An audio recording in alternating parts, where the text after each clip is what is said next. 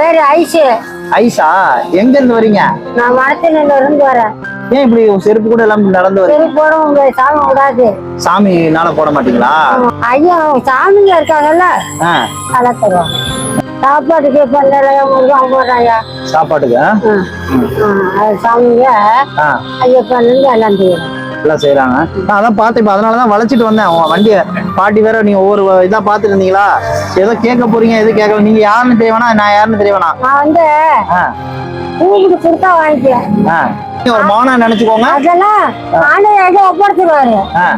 எல்லா சாமியும் வந்து பத்தவன் பாரு, அவனுக்கு திண்ணி கொடு, அவனுக்கு நல்ல ஒரு குடும்பம் சொல்லுவாரா? என்கிட்ட அதே மாதிரிதான் ஒரு அம்மா போறாங்க, வேகமா போ அப்படின்னு என் மனசுல போட்டுச்சு. அதனால வேகமா வந்துட்டேன். உங்களுக்கு ஒரு சேலை தரவா? சேலை கட்டுவீங்களா? 5 கைய காமிங்க.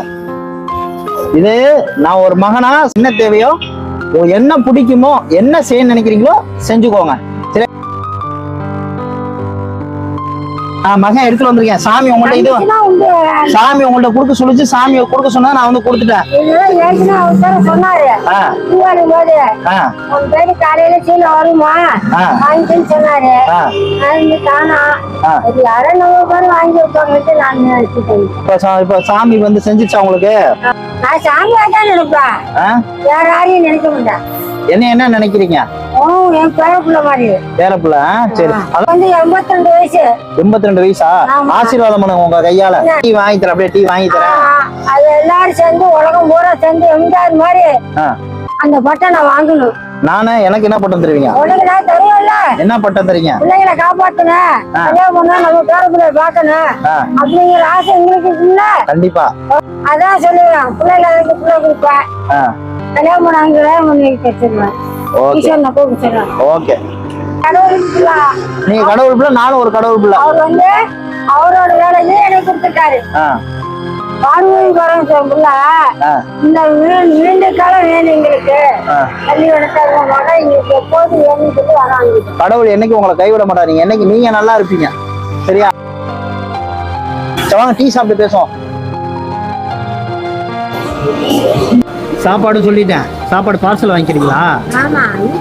சரி, வீட்டில் போய் ஒன்றும் பிரச்சனை இல்லை. வீட்டில் போய் பொறுமையாக சாப்பிடுங்க. டீயும் சொல்லியிருக்கேன், சாப்பாடும் சொல்லியிருக்கேன்.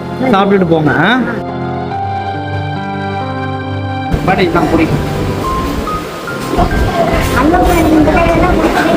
அப்படியா? சரி சரி. சாப்பாடு வீட்டில் போய் சாப்பிட்றீங்கல்ல, இங்கே சாப்பிடல, வீட்டில் போய் சாப்பிட்றீங்க. இவ்வளோ வச்சுருவா? ரூபா பார்ப்போம்.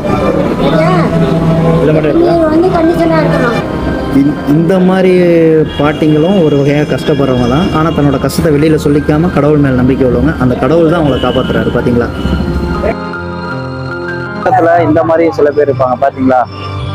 யார்ட்டையும் கையேந்த மாட்டாங்க. ஆனா நம்ம இந்த மாதிரி பர்சனை பாக்குறப்ப அவங்க மனசை நம்ம புரிஞ்சுக்கிட்டு போய் பேசி நம்ம ஏதாவது உதவி செஞ்சோம்னு வாங்கிக்குவாங்க. அவங்க காலில் செருப்பு கூட இல்லை, செருப்பு போட மாட்டேங்கிறாங்க. ஆனா இந்த பாட்டி பாருங்க, இன்ன வரைக்கும் கடவுளோட நம்பிக்கைலாம் வாழ்ந்துட்டு இருக்காங்க. அந்த நம்பிக்கைக்காக என்னால முடிஞ்ச ஒரு உதவி, கடவுள் கொடுத்தாலும் சொல்லி கொடுத்தானே வாங்கிக்கிட்டாங்க. பாத்தீங்களா? இவ்வளவுதாங்க வாழ்க்கை.